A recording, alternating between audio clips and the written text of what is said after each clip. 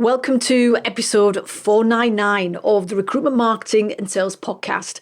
And I'm your host, Sharon.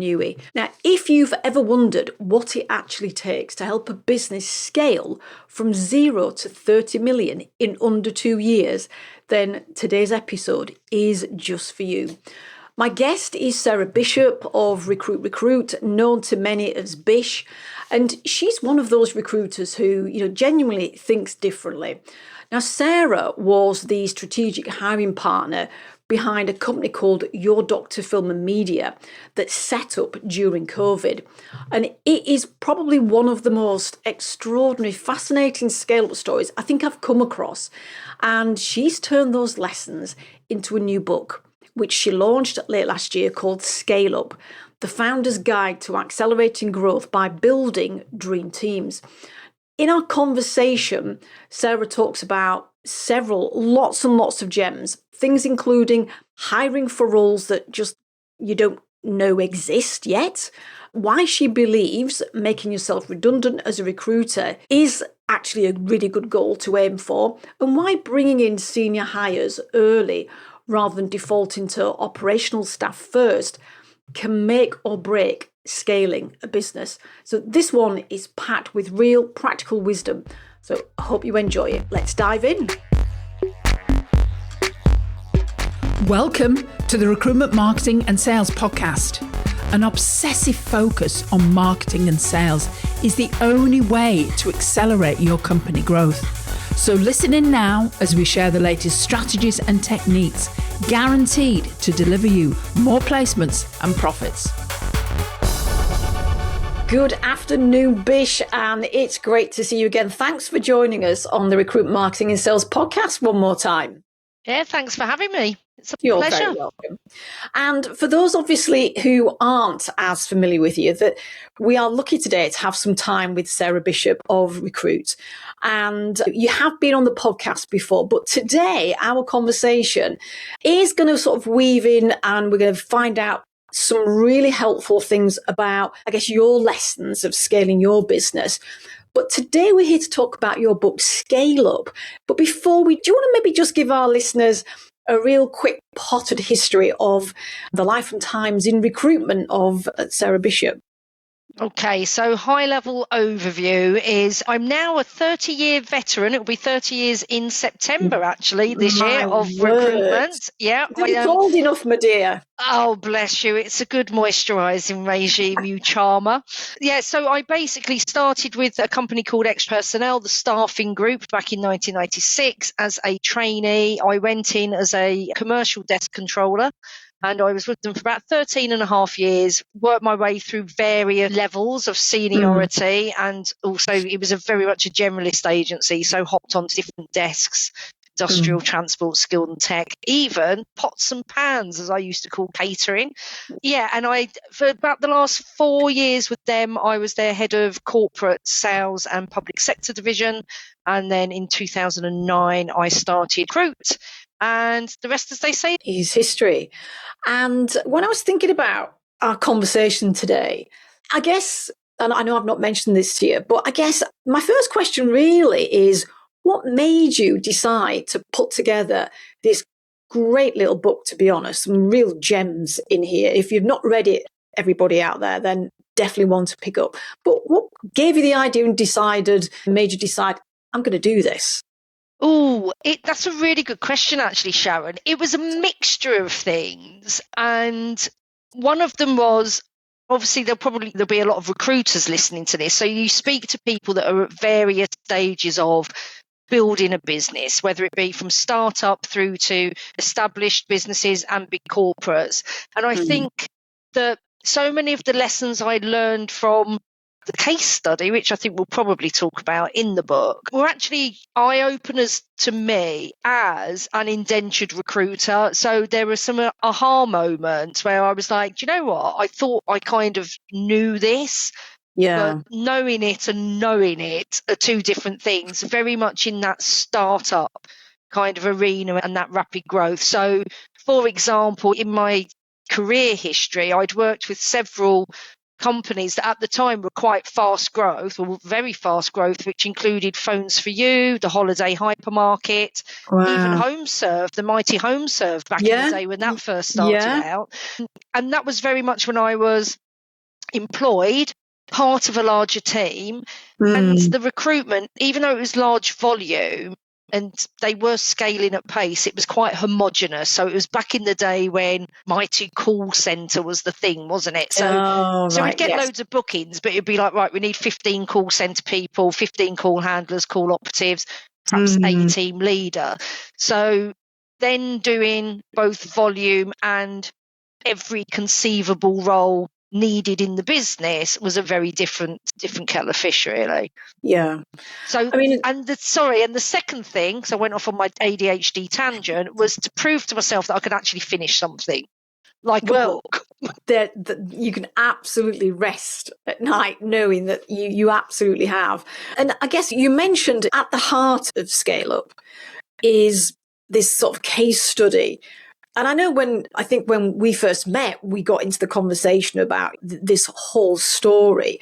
So for those who are listening and perhaps are not familiar with Scale Up or haven't met you before, Bish, one of the things that you got involved in during COVID was the scale up of this company, which was Dr. Film and Media. And it literally went from 0 to 30 million in just under 2 years. And that is just phenomenal. You mentioned there the kind of scale up recruiting that you'd done in the past when you were employed, but fast track to, I guess, 2020, 21. And here you've got a scale up opportunity again. What would you say were some of the critical challenges at that time of this level of scale up? Yeah, so I think the biggest one really was during COVID, nobody knew what the hell was going on. So that was the first Very thing. True. Very true. Nobody knew what was going on, how long it was going to last, all of these things. So in the early days, I'll admit, it was a melee. It was just, we need more people doing this. It was largely, so your Dr. Film and Media were doing COVID testing for the film and media industry. Right. And they started with Jurassic World Dominion was the first film that they were working on at Pinewood Studios.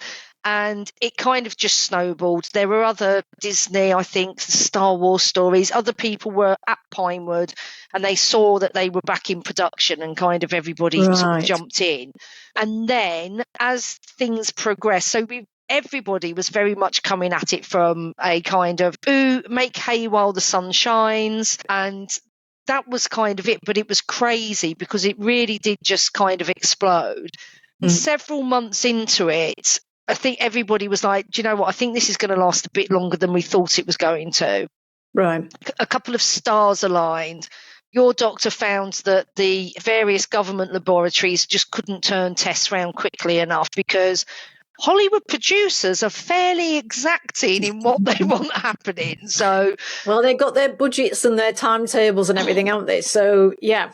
Yeah, because really, if you've got enough money, problems can go away if you've got enough money to throw at it as well. Yeah. So basically, your Dr. Film and Media then took, I think, the very prescient decision to start their own lab. So they built their own labs as well. So we also ended up finding biomedical scientists. We found a head of science who miraculously got them ISO accredited like in a matter of weeks, which was crazy. And that's still going as a standalone business in and of itself. So I'm going to give a shout out to Viva Health Laboratories, if I may, who do private work for other private GPs, for corporates and for private people. If you don't want to wait for blood tests and such, you want to have a full blood works and a health span regime put together. So they're still going, as is Time, which is like the private GP side of it, which does the kind of medical side of it, and then the diagnostics are done by Viva Health Laboratories. So 2 new businesses also sprang from there. So can I just pause you there then? So thinking about it, so there was this original business, and then you've got other businesses that are evolving to solve I guess, problems that were coming up for Business One. So how did you convince Peter Watts that it would be so easy, wouldn't it, to have approached it in a classic kind of way when speed is of the essence to do skill-based hiring and we just need to get people in. So how did you convince him that actually taking a more strategic approach to hiring was really what would allow this business, the original one, to scale that resulted in the others? Yeah, I mean, to be honest with you, I can't really take any credit for that, I don't think, because so first of all, the founding members were Dr. Ricardo de Cufa, who's actually the brother of a very good friend of mine, who also just happens to be an amazing chief people officer. So Vanessa, I've known for years, Vanessa de Cufa, she was kind of overseeing a lot of the HR and transformational stuff kind of from a distance at first, again, because nobody knew what was going on. But she introduced me to her brother and Pete.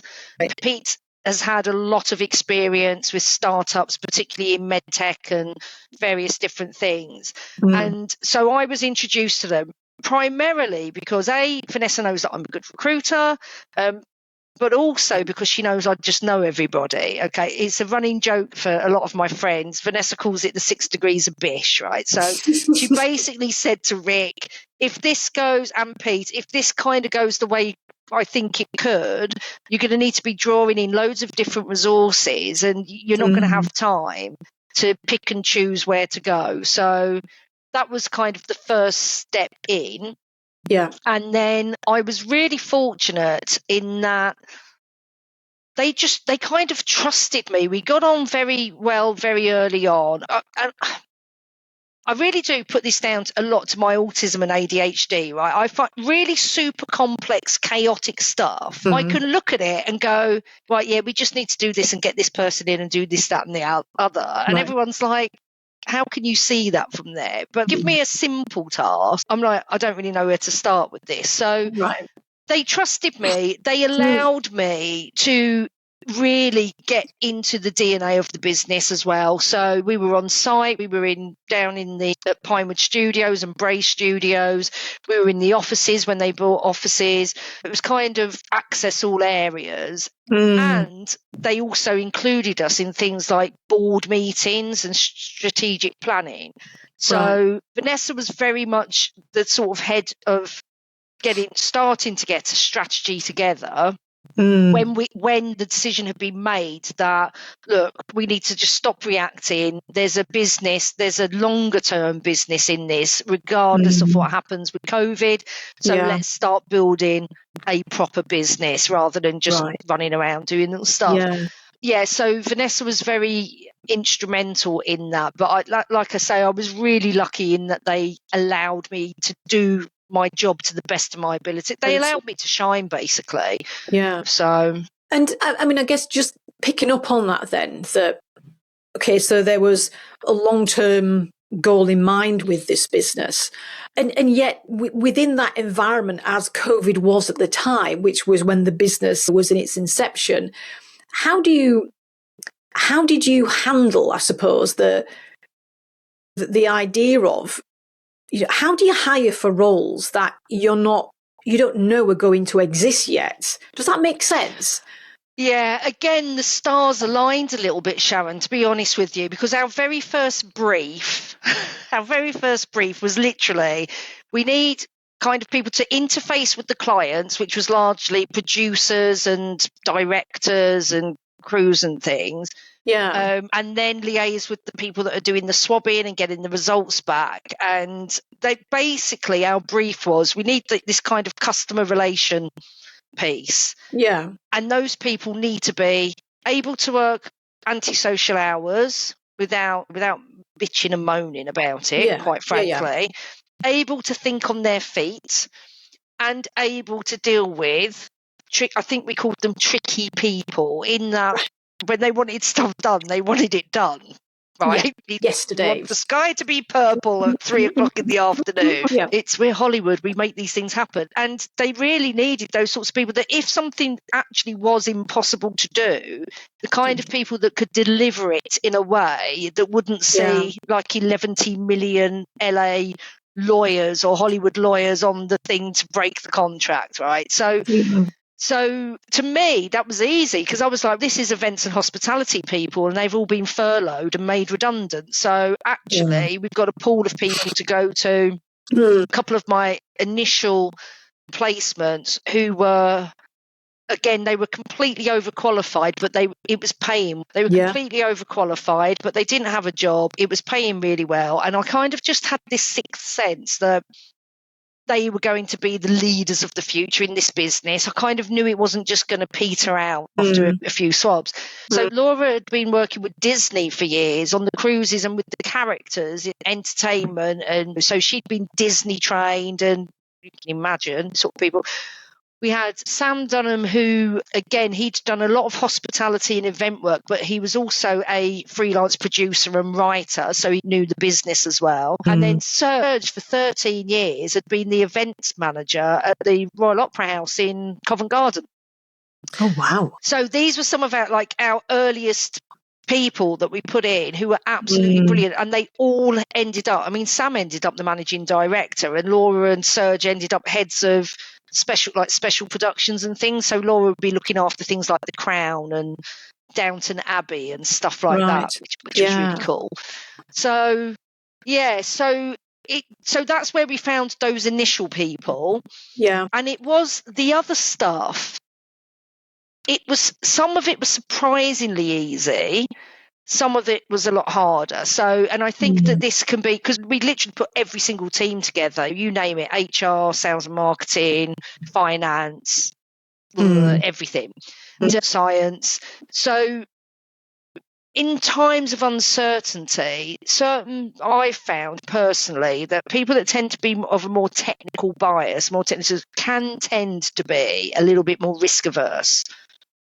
Right. So perhaps they weren't as ready to move. Some people found themselves in a situation where they were like, what have I got to lose? Just going to go for it. Yeah. And then we had some people who I just couldn't even put them in front of the client because they were great people.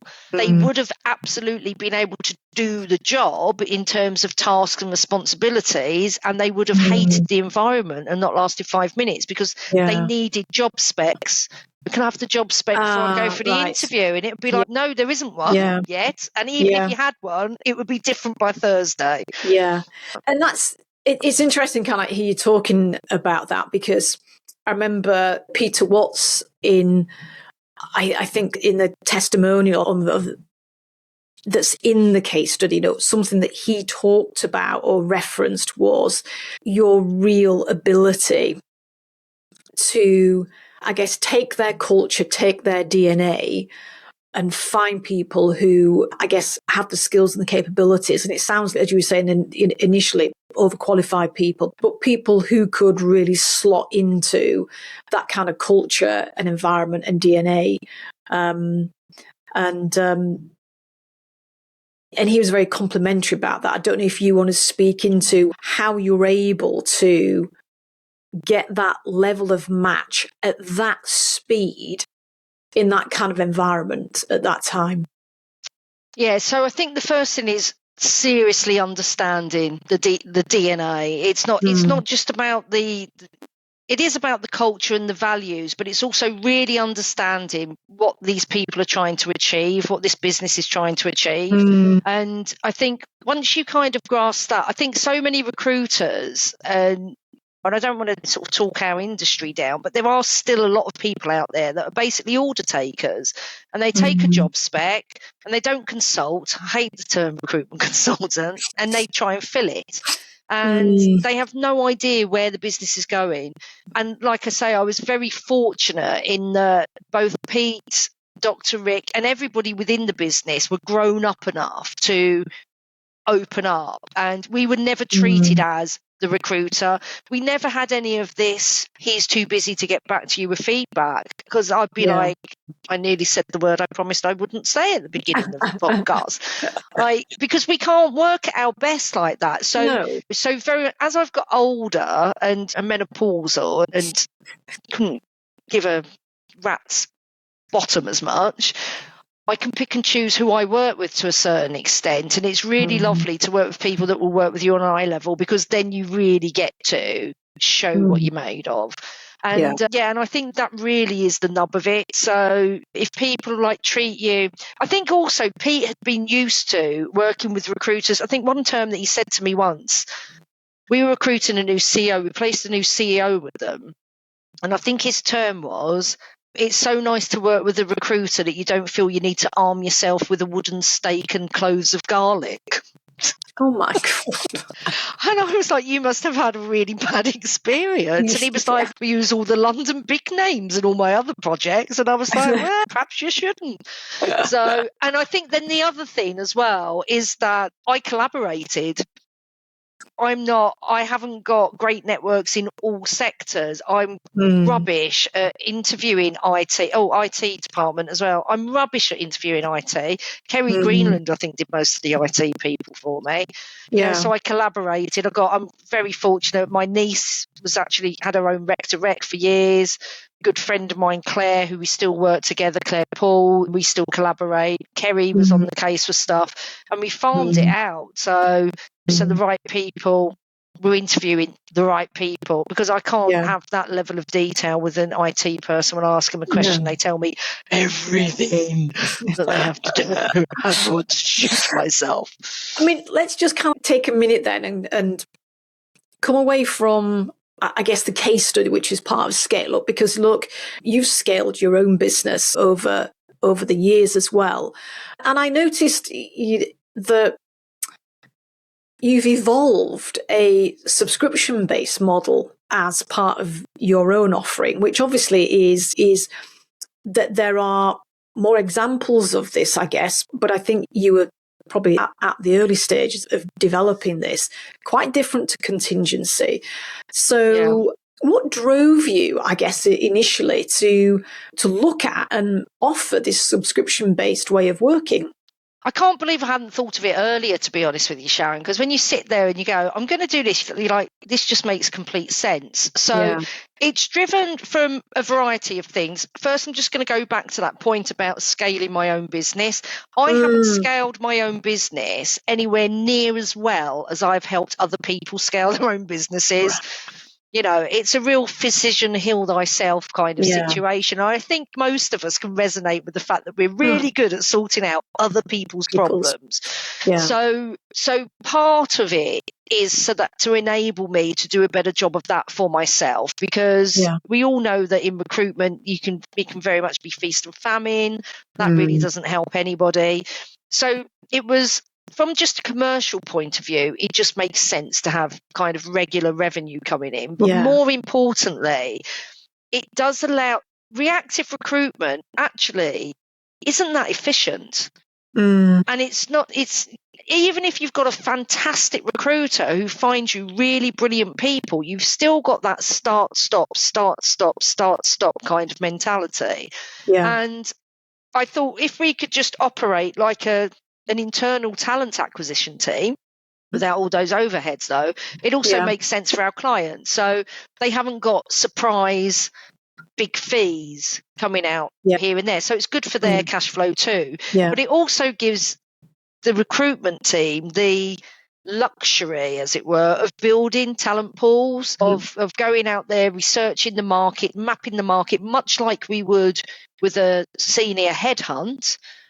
But so that we're doing a proper job of it, and they're getting a proper job of it. So people are getting into their business. I mean, if you just want someone who can do the job, that's fine. Contingent recruitment will probably still satisfy that need. But if you want to know you've got the best or one of the best people in that field on your team, then that's where you need to do it a little bit differently, I think, and it not just be, someone's handed their notice in. We're at capacity. Yeah. And I mean, in terms of that model as well, just think about our industry and how it's evolving. I mean, obviously, that's a model that you've seen work really well for scale up. I mean, do you think is it limited to that scale up model, or is it an offering that actually is applicable to organizations that are not necessarily in that massive scale up mode and they're looking to grow, but maybe the speed of that is a little slower with what is going on at the minute? Yeah, absolutely. So when I initially thought of doing this kind of a model, because I'm not the first, there are a few out there, but you're right, there's not very many. When I first thought of it, I then started Googling and thought, oh, there's a few people actually already doing this. So I'm not a genius. I just obviously came up with it, or I may have even heard of it somewhere in my subconscious. But anyway, so initially it was very much going to be geared towards startups, particularly people that have got seed or second phase funding, who are looking to do a relatively substantial scale over a relatively short amount of time. Mainly because that's the playground that I love playing in. I mean, it brings me immense joy to go into that kind of chaos and feel like you're a real part of the team helping it to grow. So I love that. But then it dawned on me that it is applicable to any stage, any size of business. So that's why we've actually got different modes. So we've got a startup mode, which starts from as little as about 400 quid. So for solo entrepreneurs and for sole traders who are looking perhaps to take on their first people. So that's where we can also add the value, because we can provide a bit more training, hand holding, resources, right the way up to established corporates even, that just go, actually, the FD is looking at our recruitment spend. We don't actually want to bring in a talent act team because it's not always really busy. We don't want people sitting around twiddling their thumbs when it's not needed. And even for that's great, because again, they've got a consistent outlay. It's good for cash flow. And it allows us to work on things like their employee value proposition and getting marketing involved in their job adverts and stuff like that, and just making their whole recruitment process a bit more aligned to. I'm sure you've heard the stories. I certainly do. And I've seen it myself, that you're recruiting for an amazing business with great people in it, and they lose really exceptional talent who would be brilliant for them because their recruitment process, quite frankly, is a shit show. And people think it's that how you do anything is how you do everything, isn't it? And we're all guilty of it sometimes. I'm not whiter than white, but so if we can help people to get that sorted and iron that out, and it not be an afterthought or I've got to drop everything because I've got to recruit, then for me it makes perfect sense. No, absolutely. And I guess just talking about, let's say, being able to be in a position where you're not doing that, you're not losing that talent, but actually you're getting those real gems of people. In the book, you talk about I think it's just an example I want you to share with our audience, really, because with that level of scale up over that period of time, was there one critical hire that really took the whole project and the business onto a completely new level? It could be one, it could be a couple, but were there some real critical hires that made a massive difference? Yeah, I think I would have thought I was going to say, the new CEO. And I'm not sure that it was a great hire, but I'm not sure that actually had as much impact as others. The first 3-4 people that I spoke about earlier, they had an incredible impact in the business, because not only did they absolutely handle stuff when nobody knew what was going on, they then stepped into and became people that, managed teams, were involved in so many different things. But I think one of the critical hires that we made was actually Katie, the director of HR. Right. Because obviously Vanessa had her own job, so she went off to do her stuff. But we had recruited an HR manager, Mandy, who was absolutely brilliant. And we hadn't anticipated that the needs of the business would change quite so quickly. Right. So one of the things, and I do say this in the book, one of the things that is critical, I think, when you're rapidly Failing. is that you identify which roles you might be better off actually either outsourcing or getting an interim in. Right. Because they can change very quickly. And what the business needs when it's kind of here and everyone's running around like a headless chicken to where it's here. So it became Mandy.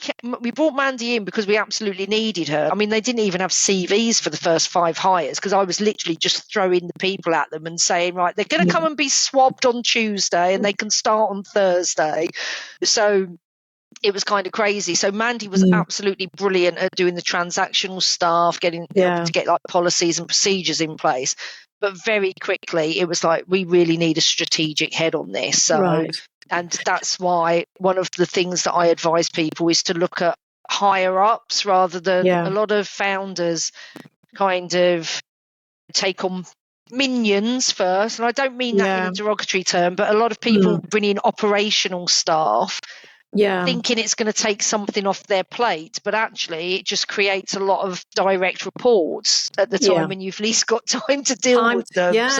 Absolutely. And am I right thinking when I was kind of like reading about that particular story of that critical hire, that did something almost kind of go wrong?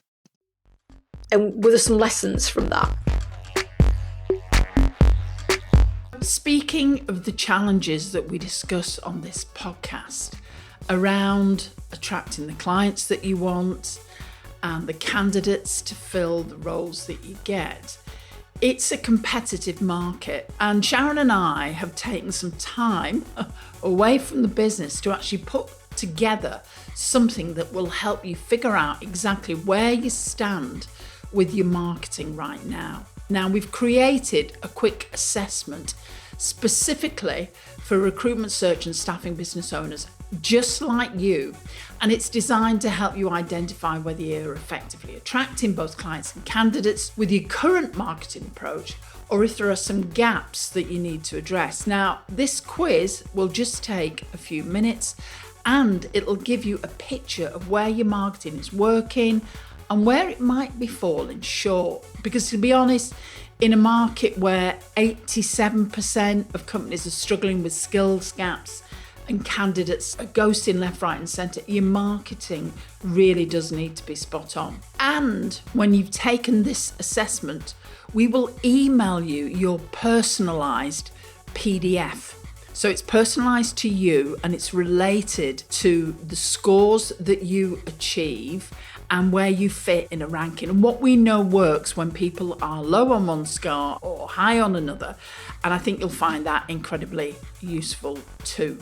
So if you want to know and find out about your marketing, how it stacks up, then go to superfastrecruitment.co.uk/scorecard, and that will take you to a page. Put your name and email address in there, and then you'll go straight into the quiz. And again, it only takes a few minutes. You know, trust me, it's worth the time, especially if you feel like you're not achieving the results that you want currently with the market the way that it is, and you really want to assess where you are so you can make some changes. So let's get back to that podcast. I don't know if I'd say it actually went wrong, because obviously from just a compliance point of view, it needed to happen, right? Right. Did it stall things? It may have perhaps slowed things up a little bit. But the other thing I would say is that particularly Pete and Rick, and they were so willing to jump into holes when it was needed. Yeah. I mean, when Pete was still the CEO, I can remember walking into the head office one day and he was emptying all the bins. And I was like, aren't you overpaid for that? And he was like, everybody else is busy doing more important work for our clients. No. So, yeah, I think we were kind of almost lucky that it didn't, because also there was Vanessa there in the background as well to kind of draw from as well with her expertise. Yeah. Not everybody's going to have that kind of fail safe. So I do think that had it been a different business with different people around, there is a massive danger that you bring in a critical hire at that stage and you get it wrong, really not good. No. At best, it's probably going to stall you a little bit. At worst, I think it could potentially be sayonara for the business. Yeah, no, absolutely. So let's just kind of go back to talk about you and your business, because your background, I remember this from our first conversation, you sort of started off in the car sales world before you joined recruitment. Am I right? Am I right on that? Yeah, absolutely. Yeah. That's good. Thank goodness for that. Now, I was just curious, really, because it's not an environment. When you ask people, how did you get into recruitment? Often the answer is, I didn't kind of set out in my career was going to be recruitment. I kind of fell into it, is often the story, isn't it? But what I was curious about is, what were you able to bring, and what did you learn from that environment that you brought into recruitment that's really helped you over the years? Yeah, so I'd left uni with an environmental science degree, which wasn't very useful in the 90s, and a massive student debt. So my dad had car yards and had also run dealerships when I was a kid.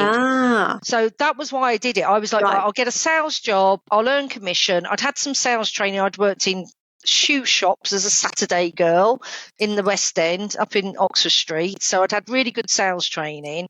Yeah, and it was really, I did it absolutely for the money and because I kind of knew cars, right? That was absolutely what it was all about. But I think one of the things that I learned, not just from the car trade, actually, very much when I was working in the shoe shop, and also very much, I realised this in hindsight, being ADHD and autistic, very much from being the weird kid, right? Some would argue the still weird adult, right? So I think that for me, I think the best skills that you can ever bring to recruitment are understanding human behaviour, psychology, being interested in people, having that. I've got this kind of hyper curiosity.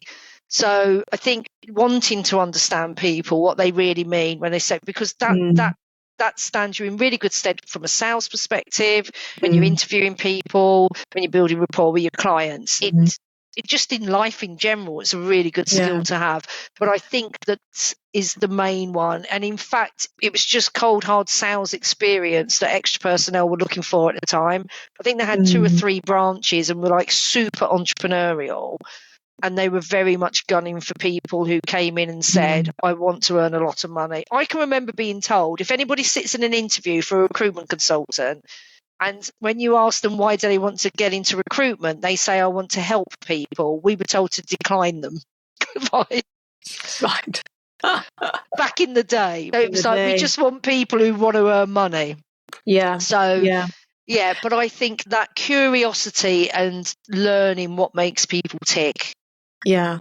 How did that influence, I guess, the methodology that you've developed over time that you were then able to bring into the £30 million scale up and what you talk about in the book?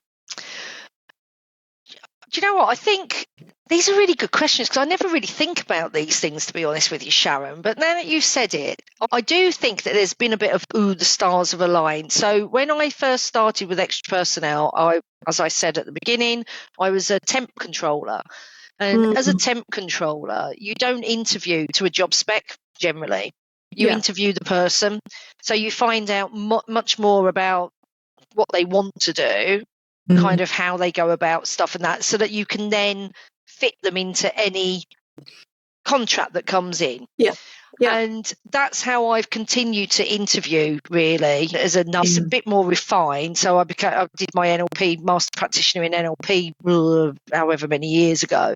So I've refined it around some NLP techniques as well. But I think essentially that's the only way you really get to the nub of what drives the candidates. And for me, that understanding that is how you then understand the culture and values fit and the DNA fit with the client, because you've got to know that as well. And for me, that's what actually leads to longevity of placement. It's a crap business model when you're doing it on contingency fees, to be quite frank. So I was talking to an HR manager I placed 6 years ago, still in post, quite happy. One of my clients, I still call them my clients. I don't think I've placed anyone there for about 6 years. And the sales manager that I placed there has been there for nearly 20 years now.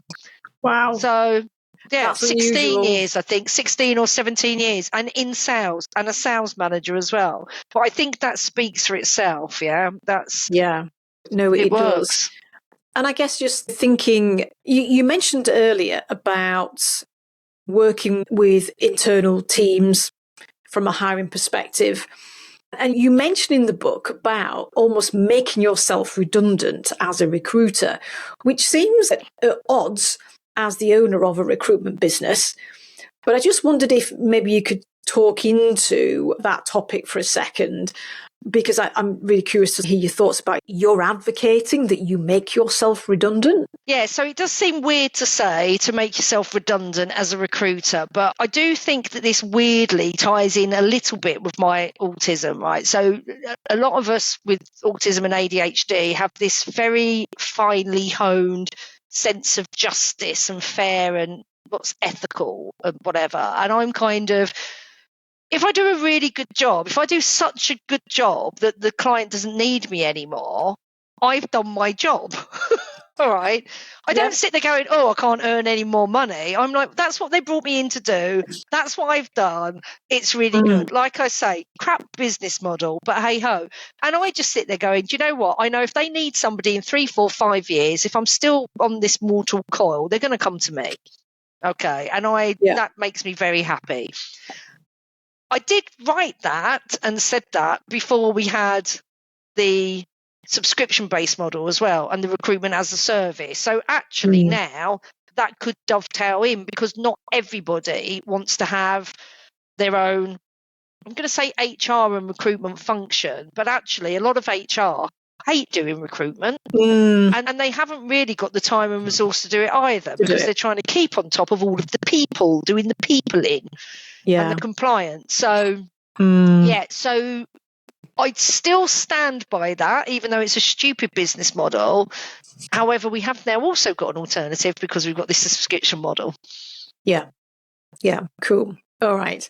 Now, something that, again, I notice is when you talk about your approach, how marketing-led your approach is.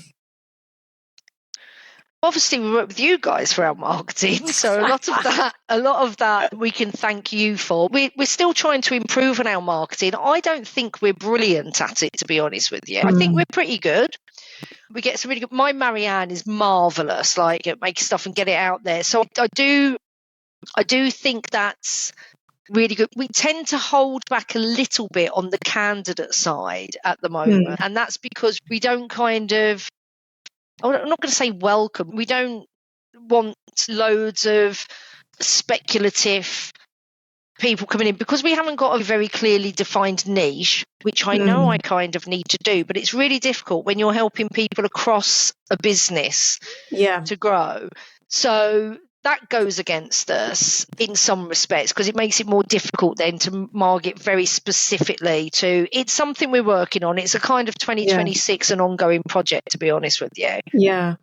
But let's say in terms of the relationship building side, because I know that is incredibly important to you.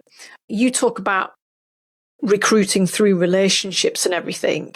And so I guess, how does the marketing piece tie into that longer term relationship building? Because you were just talking there about candidates, and no, you might not have roles for certain candidates today, but that might be different further down the line. So I guess for you, what is that role marketing is playing in that long term relationship building piece?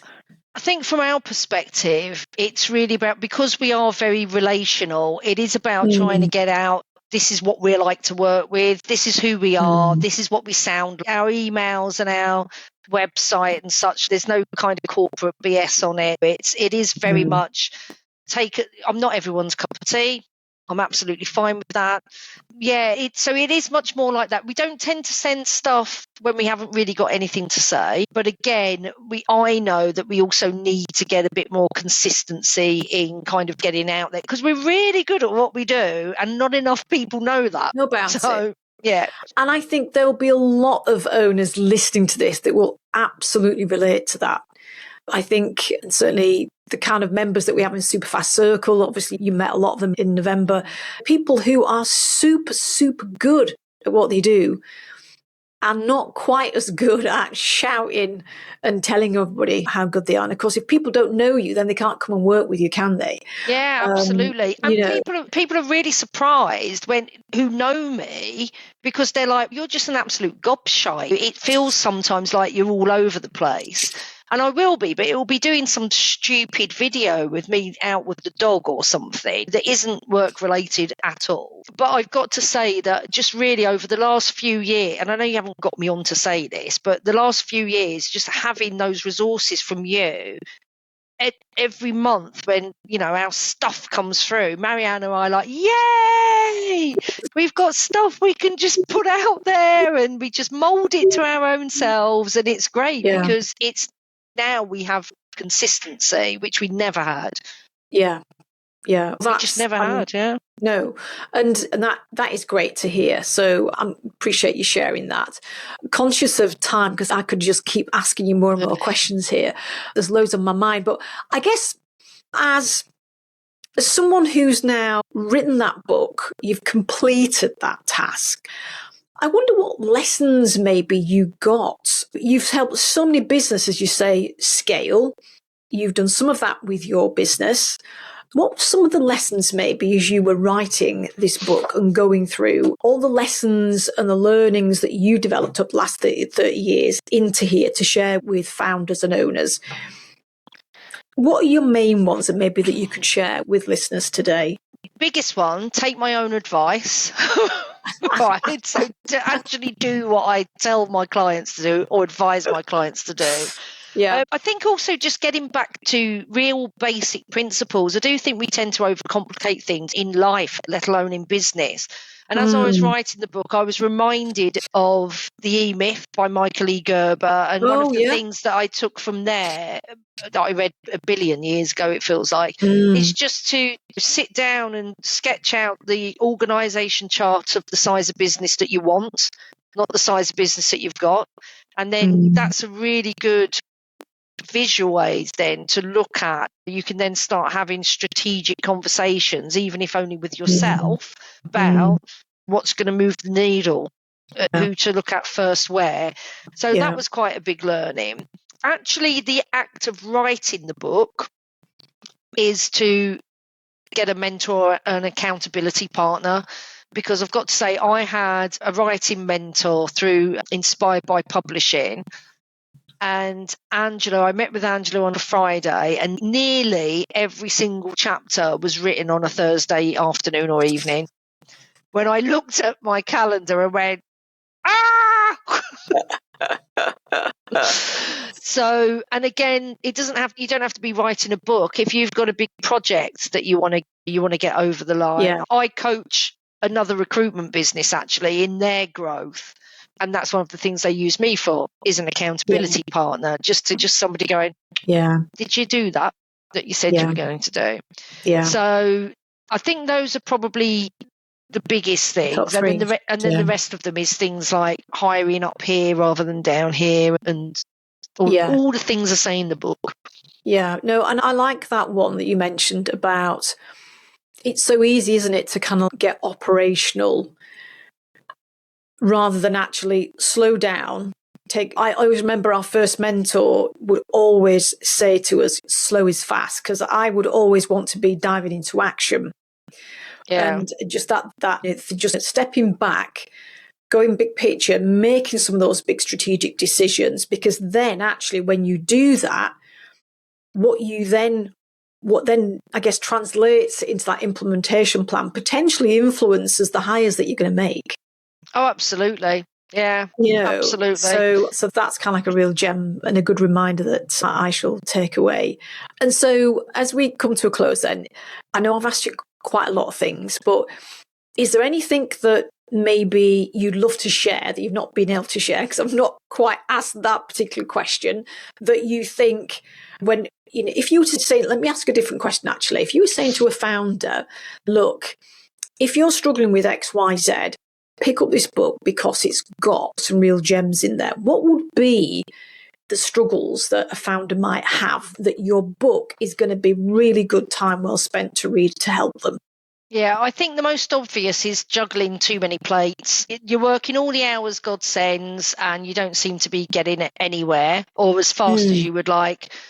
Second alarm bell for me is if you find yourself walking around saying either in your head or sometimes out loud, what the hell's wrong with these people? Why can't they just understand what I want them to do? Like you feel like you're speaking another language or something. Yeah. Because that can indicate that you've got the wrong people on board, for starters. Not always, but there's a communication piece in there. Yeah. But I think the biggest sign really is when people are trying to juggle too much, or they've started to build a team and they've got a fairly sizable team, but they're still getting pulled into all of the things. And that's because they haven't got any seniority in their team. Yes. And they need people who can take stuff off their plate, not add more to it, really. Yeah. Yeah, no, absolutely. That's great advice. I can think of some people that would completely resonate with that. And so if you haven't yet got yourself a copy of Scale Up, I strongly encourage you to do it. And Bish, really appreciate you taking some time to come and talk to us today. It's always great listening to you and all your sage advice. So thank you, and look forward to seeing you soon. Yeah, once again, thanks very much for having me. I always enjoy it. It goes so quick, doesn't it? Well, it does when I'm blathering on. See you soon. Take care. Will do. See you. Bye. If you enjoy this podcast and this year you are ready to take your marketing to the next level, then check out Superfast Circle. This is a unique marketing program designed specifically for recruiters and their marketeers. You get access to 2 virtual marketing directors, you get consultancy, you get your hand held through the whole process, training, consulting, and we provide content resources. So go over to superfastrecruitment.co.uk/join and check out what's available.